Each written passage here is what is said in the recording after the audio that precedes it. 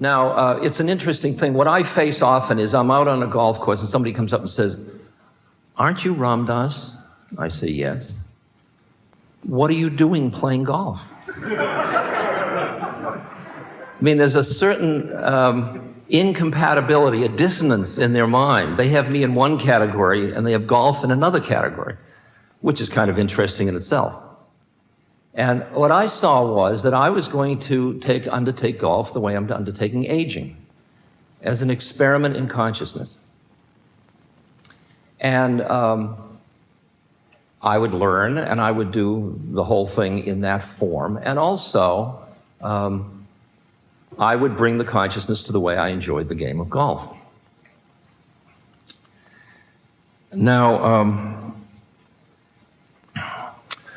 when I started to play, because my fellow that handles a lot of my gigs and manages and stuff like that is a very good golfer, he encouraged me to do this, and so I went to take lessons. Now, I wanted to start fresh, so I said, "How do you do? My name's Richard." And my golf teacher said, "Well, Richard, it's a pleasure to have you," and we started our games. And after about 6 lessons, she said to me once, "Richard, I'd like to introduce something new. Have you ever heard of meditation?"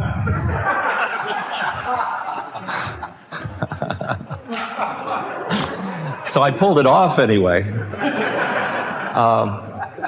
And when I go out on the course and I get paired up with people, as you do when you go out alone, I'm always, I'm Dick.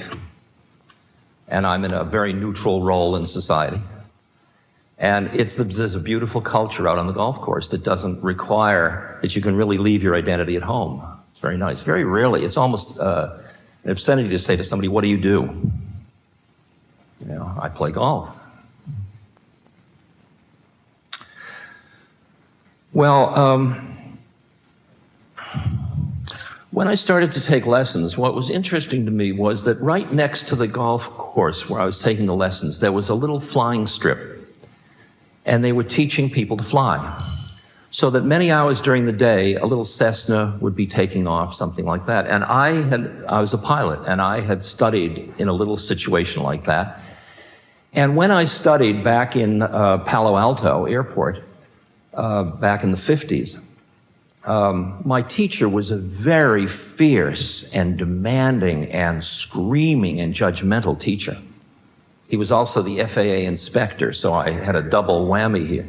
And he wasn't going to have any of his pilots be lousy, so he really... And every time I heard one of those planes go down the runway when I'm practicing golf, I would feel his judgment laying upon me, and I would feel myself get tense again. And I remembered how I learned how to fly in spite of that tension. I mean, I was afraid not to learn how to fly. But I'm not flying today. I gave it up because of the way I learned, actually, I think. And so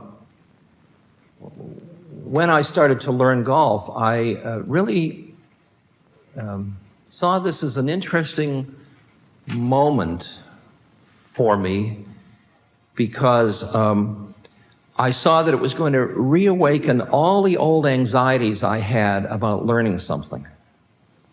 That,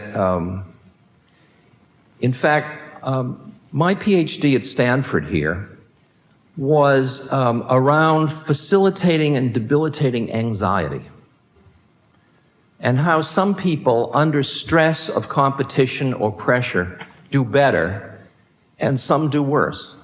And it's very unfair to compare them in terms of their knowledge, because some people definitely tighten up and perform less well under stress.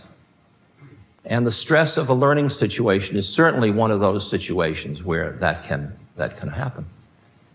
And so one of the things I was going to be mindful of in the way I learned golf was where I was learning it from, and whether I had to recreate all the learning situations I'd had in elementary school and college and learning to fly, where it was always pitting myself against myself to learn this and to please someone.